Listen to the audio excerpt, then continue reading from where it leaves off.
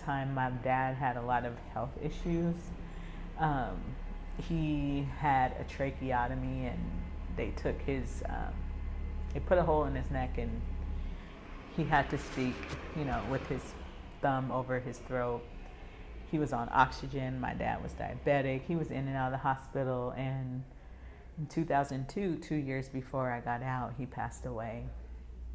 And that was one of the hardest things, one of the biggest, I guess, regrets, and one of the things that really stands out to me and troubles me, I guess, about the criminal justice system, that, the system is taking people away from their family. It's not restorative, it's super punitive.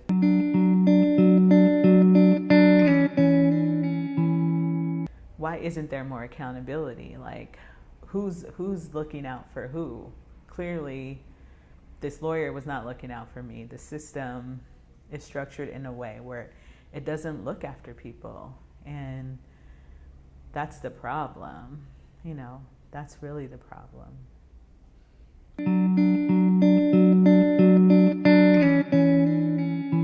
Quite frankly, people who aren't knowledgeable or savvy about the criminal justice system are mostly people who,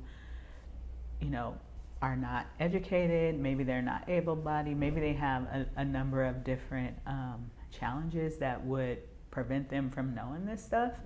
And they also don't have the means to know it, or to get with someone, a family member or an uncle, or people in their group that has resources to give to them.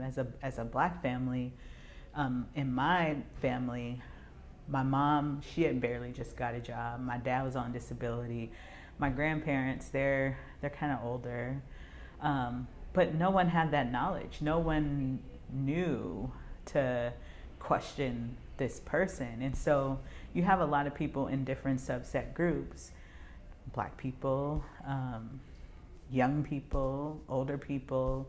There's lots of groups who are being overrepresented in the criminal justice system because they don't have those resources.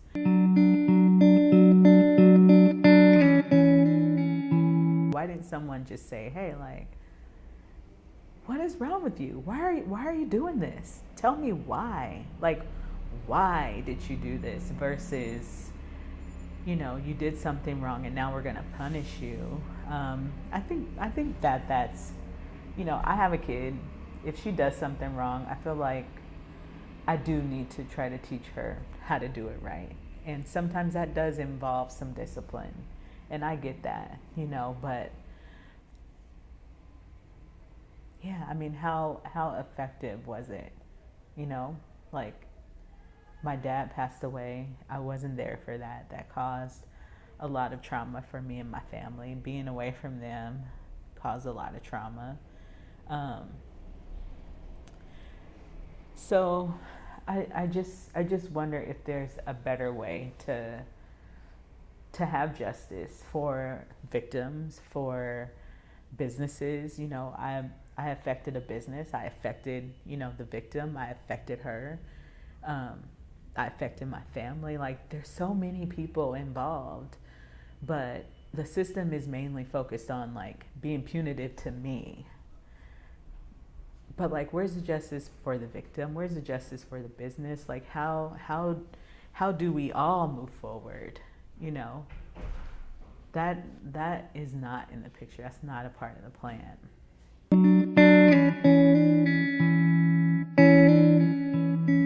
I actually voted yes on Measure 11, and they gave a scenario. Let's say an elder woman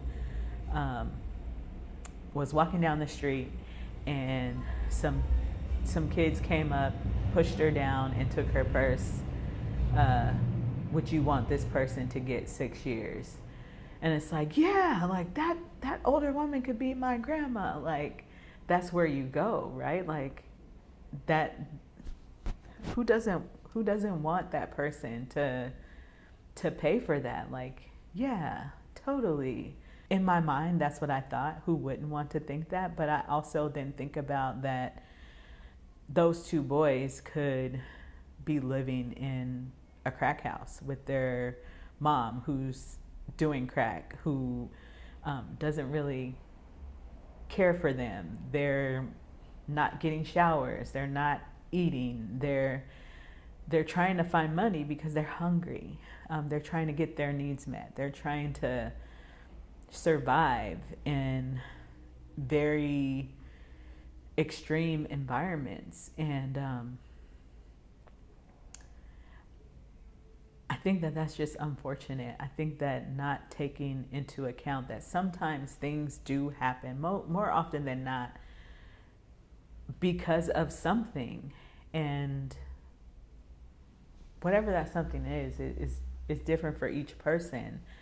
But to just say, here's the scenario, and not consider all these other factors, I think that's heartbreaking. I don't think for 1 minute that those guys, those boys should be like, oh, okay, you have a hard life. Like, you can go around pushing down old ladies. Like, that's okay. Like, that is not what I'm saying at all. Like, just want to be clear about that. I think that it's just complicated. It's complicated.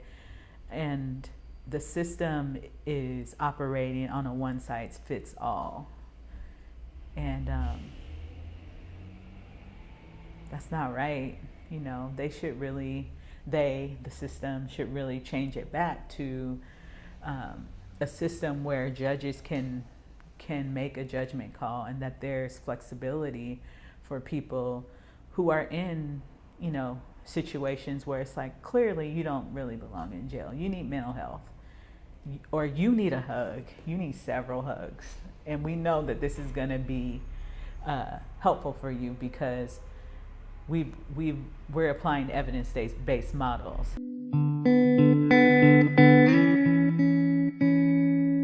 I work so hard, you know, to better myself and to get an education, to be there, you know, for my family, to be, you know, a person who's a productive member of society. You know, my work is everything to me.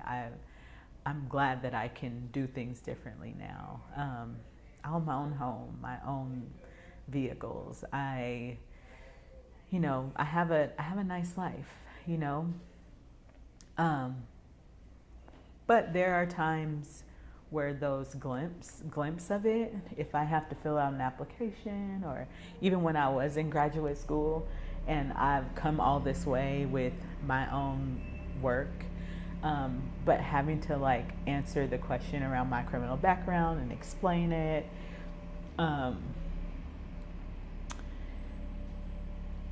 you never end your sentence.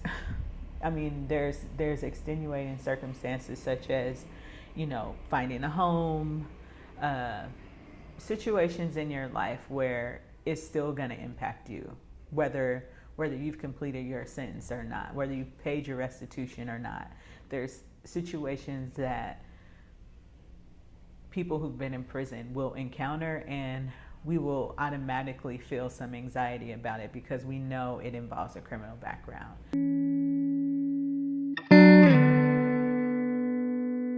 I heal when I can overcome my fears, when I can flip my script, so to speak, and that term is coined off of rewriting my own vision and rewriting my own story and saying, you know what, I went to prison, that was messed up, but like, I'm kicking some ass right now. Like, I don't give a shit.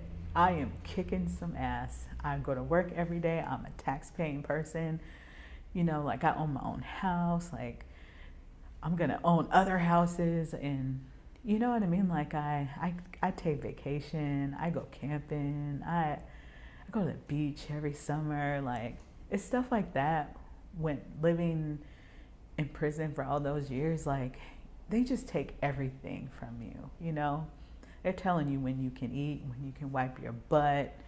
You know, you're just oppressed, and no one cares, basically, except for your people that you have out here.